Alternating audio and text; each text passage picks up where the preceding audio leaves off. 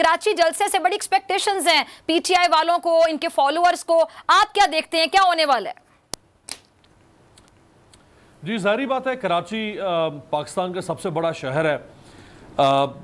तीन ही तो शहर हैं आप जिनको इक़्तिदार के हवाले से अहम समझ सकते हैं पाकिस्तानी सियासत में, एक इस्लामाबाद, एक लाहौर और एक कराची।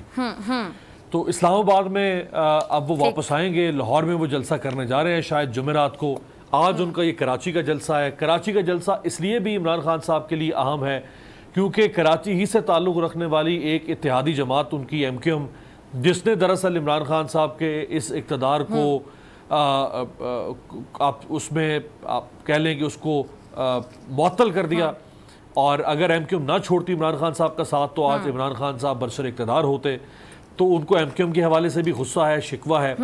आज उसका वो यकीनी तौर पे अपनी तकरीर में इजहार भी करेंगे। फिर कराची से उनकी 14 सीटें भी हैं, वो भी बड़ी गैर मुतवक्के कामयाबी थी। उसमें बहुत सारी सीटें ऐसी हैं जो शायद तहरीक इंसाफ ना जीत सकती, लेकिन वो कैसे जीत गई वो भी वक्त आएगा। तो जब किताबें खुलेंगी तो तारीख बताएगी कि वो सीटें कैसे जीती तहरीक इंसाफ ने। लेकिन वो चाहते हैं कि कराची में दोबारा से कम बैक करें। उनके बहुत सारे नज़रियाती जो तहरीक इंसाफ के स्टॉलवर्ड्स हैं उनका ताल्लुक़ कराची से है, जैसे सदर पाकिस्तान डॉक्टर आरिफ अलवी साहब हैं, इमरान इस्माइल हैं, अली जैदी हैं। तो कराची से भी उनको बहुत सपोर्ट मिली है पॉलिटिकली।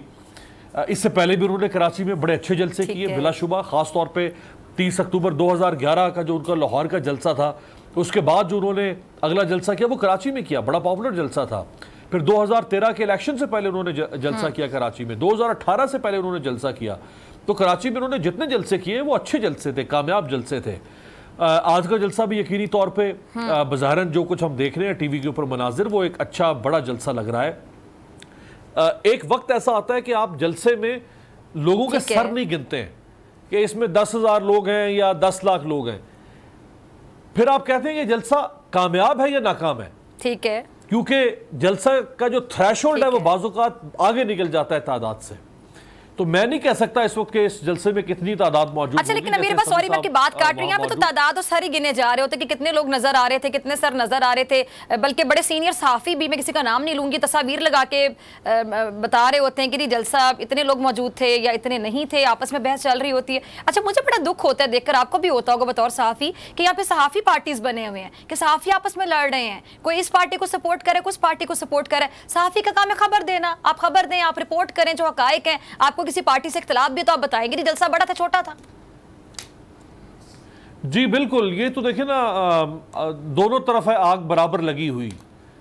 इस वक्त PMLN के सहाफी और PTI के सहाफी और कुछ पीपल्स पार्टी, खैर उन बेचारी जमातों के तो इतने सहाफी भी नहीं है। सहाफी तो असल में नून लीग और PTI के इस वक्त हैं, वो दोनों आपस में उनका मुकाबला चल रहा है।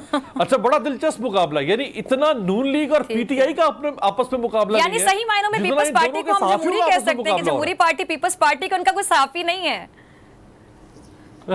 मुझे तो उनके लिए I feel pity for people's party, नहीं उनके भी सहाफी हैं, ऐसा नहीं है, उनके भी सहाफी हैं और बड़े वाज़ेह सहाफी हैं जो उनकी तरफदारी करते हैं और बड़ा खुल के करते हैं। वो कोई लिहाज नहीं करते, वो उनको इस बात में कोई शर्म महसूस नहीं होती कि वो पीपल्स पार्टी के सहाफी है।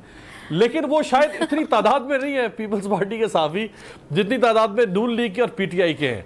और PTI के जो सहाफी हैं गुज़श्ता 1.5 मास में उन्होंने तो तमाम हदें पार कर दी हैं। यानी नून लीग के सहाफियों ने तो खैर उन्होंने भी कोई हद नहीं छोड़ी और PTI के सहाफियों ने भी तमाम हदें पार कर दी हैं। तो बात हो रही थी जलसे में सरों की। देखिए, हमने दर्जनों जलसे कवर किए हैं और हर जमात के जलसे कवर किए हैं। ये PDM हो, लॉन्ग मार्चेज हो। मैंने कादरी साहब का लॉन्ग मार्च जो था 2013 से पहले वो लॉन्ग मार्च कवर किया। इमरान खान साहब का लॉन्ग मार्च कवर किया। अदलिया की बहाली के लिए जो इफ्तिखार चौधरी साहब के जलसे थे, लॉन्ग मार्च साहब का वो किया। हमें भी 15 साल हो कवर। इसके कुछ आसान बने हुए हैं कि आप ऑब्जेक्टिवली कैसे कैलकुलेट करते हैं कि इस जलसे में कितने लोग होंगे। मेरा कहने का मकसद यह है कि आप उसमें अगर जाएंगे बहस में कि इसमें इतने लोग हैं तो कोई कहेगा नहीं इतने लोग हैं। मैं ये कह रहा हूं कि जलसा बाज़-औक़ात इतना बड़ा हो जाता है कि फिर वो सरों से ऊपर चला जाता है।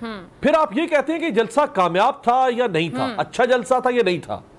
फिर ये मानवी सानवी हैसियत रखती है ये बहस कि उस जलसे में कितने लाख लोग थे, कितने हजार लोग थे। हाँ। तो ये जलसा बिलाशुबा एक अच्छा जलसा है, बड़ा जलसा है। यही एक अच्छे लफ्जों में आप इस जलसे की बात कर सकते हैं। तादाद की बहस में मैं नहीं चाहता वो कितनी तादाद है। इमरान खान साहब के लिए ये दूसरा जलसा है, पेशावर ये, और फिर अब वो लाहौर में करेंगे। हाँ। इस जलसे की अहमियत इसलिए भी बहुत ज्यादा है डॉक्टर साहिबा, क्योंकि इमरान खान साहब ने जो साजिशी बयानिया लोगों के सामने रखा और जो उनकी स्टेटमेंट है कि अमेरिका ने साजिश की, बिल्कुल ये मुरासला है, इस मुरासले में लिखा हुआ है कि इमरान खान की हुकूमत गिराओगे तो पाकिस्तान को हम छोड़ेंगे वरना नहीं छोड़ेंगे। इन अल्फाज की बिल्कुल DGISPR ने एक तरह से तरदीद कर दी है। वो कह रहे कोई साजिश नहीं है, ना हमें साजिश का कोई सुराग मिला है, ना साजिश का कोई नाम मिला है, ना निशान मिला है। इमरान खान कहते हैं साजिश है। अब जो DGISPR की स्टेटमेंट थी उसके बाद इमरान खान साहब का ये अब पहला जलसा है। तो अब देखना यह है कि वो अब अपने साजिशी बयानिए को किन अल्फाज में सामने लेकर आते हैं। क्या वो तरदीद करेंगे पाक फौज के तर्जुमान की? ठीक है। क्या वो नेशनल सिक्योरिटी काउंसिल में होने वाले जो मिनट्स ऑफ द मीटिंग है उसके बारे में बात करेंगे? वो क्या करेंगे? तो ये बड़ा अहम है आज का जलसा इस लिहाज से। और फिर पंजाब में तो आज क्या खबरें हैं किस हवाले से वो खुलकर बात करेंगे कोई? नहीं, मेरे पास फ्रैंकली नहीं है उनके जो टॉकिंग पॉइंट्स हैं, और हमने पता करने की कोशिश की है। कोई नहीं जानता कि इमरान खान साहब की आज की तकरीर के टॉकिंग पॉइंट्स क्या होंगे, उनके नोट्स क्या हैं। उन्होंने किसी से एक्सचेंज नहीं किए, ये वो जानते हैं कि उन्होंने क्या गुफ्तगू करनी है।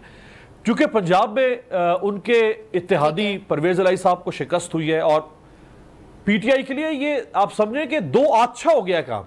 यानी एक तरफ शहबाज शरीफ जो नाकाबिले बर्दाश्त थे वो वजीर आजम बन गए, दूसरी तरफ हमजा शहबाज उन्हीं का बेटा, वो भी नाकाबिले बर्दाश्त था, वो चीफ मिनिस्टर बन गया, बेटा वजीर आला। तो इस वक्त इमरान खान साहब के दिल पर जो गुजर रही होगी और PTI के दिल पर जो गुजर रही होगी वो भी आप उसका अंदाजा कर सकते हैं। बस मैंने पूछा था उन्हें लाइटर नोट कि मरियम नवाज के दिल पर तो ना कुछ बीत रही है होने के बाद।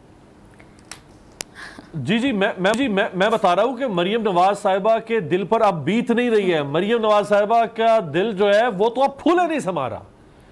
मरियम नवाज साहिबा का दिल जो है वो इस वक्त समझे कि वो बागे बाबरी बन गया हुआ है।